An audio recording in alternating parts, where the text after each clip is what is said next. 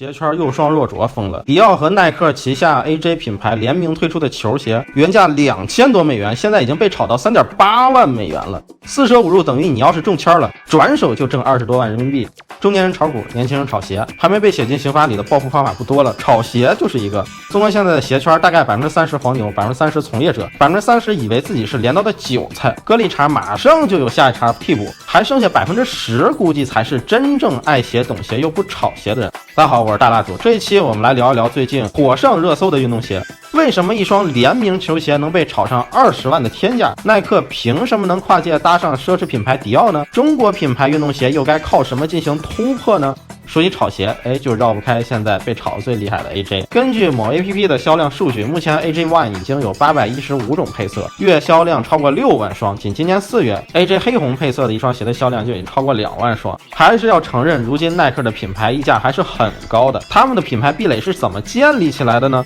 虽然现在看耐克吃肉，但是耐克最早也没少挨打。70年代，耐克也只是个日本的鬼冢虎在美国地区的独家分销商，对勾一心兢兢业业做渠道、做广告资源，想着做大做强，做鬼冢虎最努力的分销商，然后就被抛弃了。鬼冢虎偷偷跟美国其他的分销商好上了，耐克创始人知道后曾经拼命挽回过。然而鬼冢虎要求耐克要想继续独家，就要让出他们51%的股份，还要2个董事席位，不然就收回代理权。无鞋可卖的耐克只能奋发图强，开始研究自己的跑鞋。虽然被背叛了2次，但是经销商的经历依然让耐克学到了很多。比如运动品牌最重要的就是技术和文化，鬼冢虎的运动鞋一直以专业和先进出名，在鞋面料和底料上下了很功夫，因为研发上快人一步。当时穿着鬼冢虎鞋的运动员表现都比穿其他的鞋强。当时恰逢鬼冢虎在研发减震鞋底材料，耐克很不甘心，觉得就算分手也一定要过得比对方好，忍辱负重，在1979年推出了史上第一双气垫慢跑鞋。有了牛逼科研技术的加持，耐克转头开始学习彪马，发展篮球明星代言和赞助体育赛事，打开知名度，投入做运动文化的怀抱。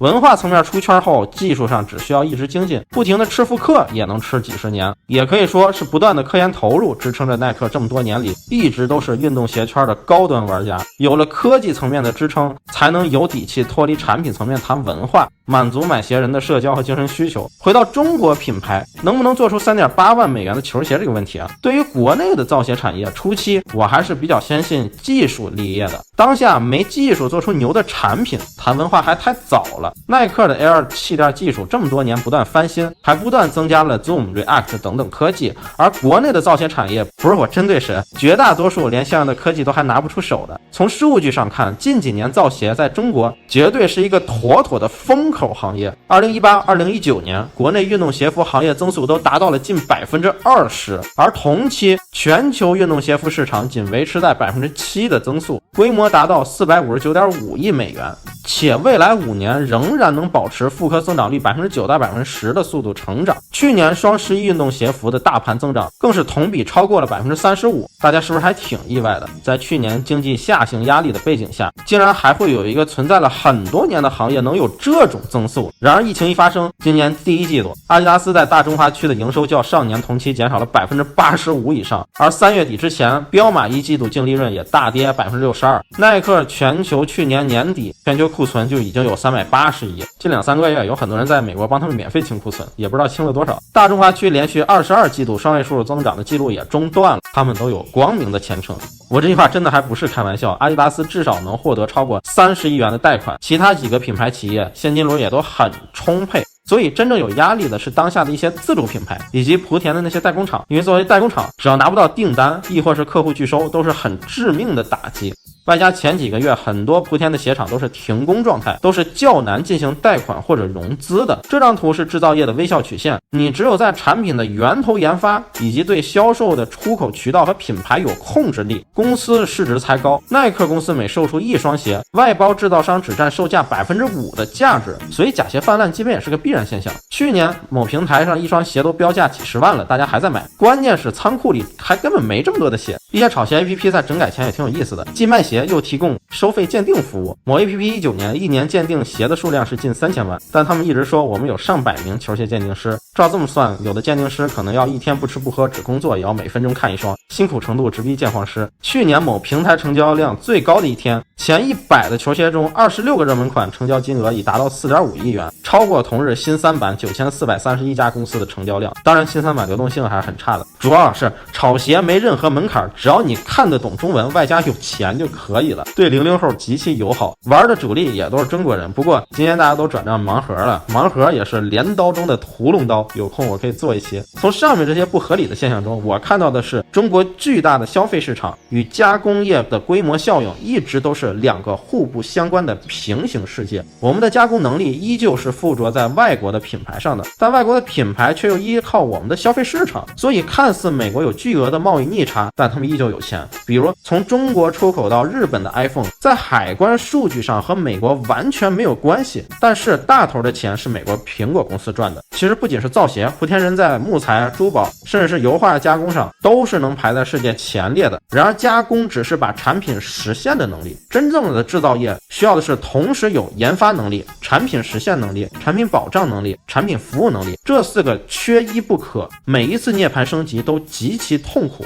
研究我国居民消费趋势会发现，近几年国产品牌占据的份额越来越高。曾经中国消费者对自己中国品牌都不买账，同类型同档次的产品定价比国外品牌低才能卖出去，企业销量全靠低价，毕竟一个智能手机800块钱在哪儿都行。如今华为、完美日记、中国李宁、匹克这些品牌的崛起，证明了在品牌认可度上廉价的作用有限，质优才是长久生命力的关键。口说无凭，数据才是最有说服力的。这期视频是和匹克合作的一期视频啊。这个前段时间的球鞋测评里，把匹克自主研发的太极科技都吹爆了。其实我也是太极的用户，刚好后面匹克又找到了我。去年的天猫38女王节，匹克自主研发的黑科技太极跑鞋在单品销量排名中击败了耐克、阿迪达斯等国际大牌，成为国产跑鞋中的黑马。中国品牌在跑鞋销售数量上超过国际大牌，这还是第一回。从18年底匹克太极科技发布，他们就卖出去了500多万双鞋子，产品线覆盖到了篮球、跑步、休闲时尚等等，甚至还有太极拖鞋。由于凭借拖鞋解决了软弹防水的用户需求，从产品上市那一天，太极拖鞋就一直稳居天猫运动拖鞋领域第一。今年618一口气卖了30多万双，而匹克太极的成功确实也不是低价卖多量而形成的。根据天猫数据，今年618匹克的客单价是300多元，这个价格已经是国产品牌里的 No.1 了，属于非常高的客单价，卖得贵还卖得好，这就是匹克依靠自主研发的太极科技而锻造出来的本事。其实匹克的太极科技能够研发成功，也是我在高校科研转化工作中看到的一个非常完美的案例。太极中底的核心材料是高校团队研发出的 P4U， 匹克发现这种材料之后，又花了32个月测试了1000多双鞋，最终把科技和球鞋结合在一起，创造出了走时柔软、跑时高弹的神奇自适应脚感的中底材料，这才有了匹克太极科技以后的太极跑鞋、太极篮球鞋、太极拖鞋系列。我之前买过他们在今年推出的太极 2.0 跑鞋，就送了一块这个太极科技的材料，像一块高配的橡皮泥，很软，可以随便捏，但捏成球扔在地上还能弹起来。小学生应该比较爱玩。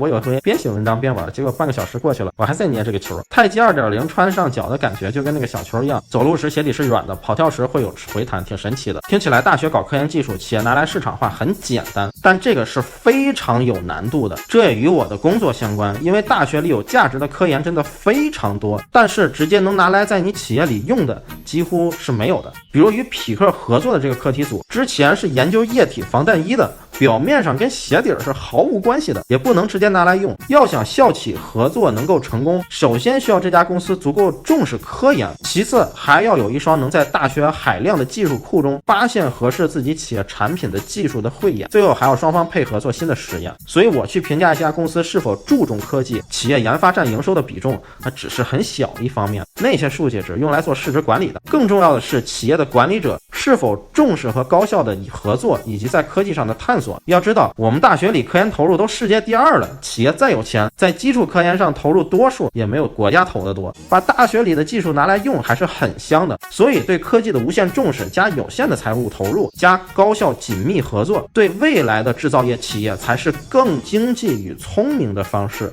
能很好的平衡高校企业课题组、知识产权交易方的利益，这将是未来企业的核心竞争力之一。17年后政策环境也真的非常好，我曾经为了给一个医疗上的步态检测技术反向找了很多企业，政府对企业和高校也乐意专门扶持。很多企业这个意识还不强，但这个的确是快速突破微笑企业研发端最简洁的方法。而且另一个趋势是，将来的工厂每一个加工流转环节都要进行更细致的信息录入，假货市场肯定也是越来越窄。那未来我们的制造业巨头企业更擅长的应该是什么呢？赌品牌营销不如赌科技创新，真正伟大的商业形态也要有超出利益的执着。那在视频最后，我也觉得我们作为新一代的消费者，也要有新一代的消费观。3.8万美元一双的运动鞋，中国运动品牌迟早会有，但在这之前，一定要先看看耐克在建立文化之前投入了多少精力在科技研发上，这才是国牌运动鞋所需要去大力发展的。而我们年轻一代消费者也需要多一点的 geek 精神，我们应该喜欢的是那些利用技术给我们带来舒适与便捷的实惠产品，这样才能倒逼着国牌球鞋去搞科技、搞研发，搞出更多的类似太极的科技。我们更应该敬佩的是那些对生活、对健康有自制力的人。拿我自己来说，你让我天天买运动鞋，我觉得没啥难的，又不是买飞机。但你让我天天跑步，我是真的不行。所以对我这种在锻炼方面自制力明显不如其他的人来说，可能觉得穿着凉鞋坚持每日跑步的人，比有全套限量椰子准蹲在家里的人牛逼多了。我说这些是因为确实有很多还处于学生时代的朋友会被这些问题困扰，不然也不会去借贷买鞋。年轻的学生朋友们可以大爱球鞋文化，爱运动与鞋的历史，但没必要用品牌 logo 给自己贴标签，标签是贴给商品的，不是贴给生活的。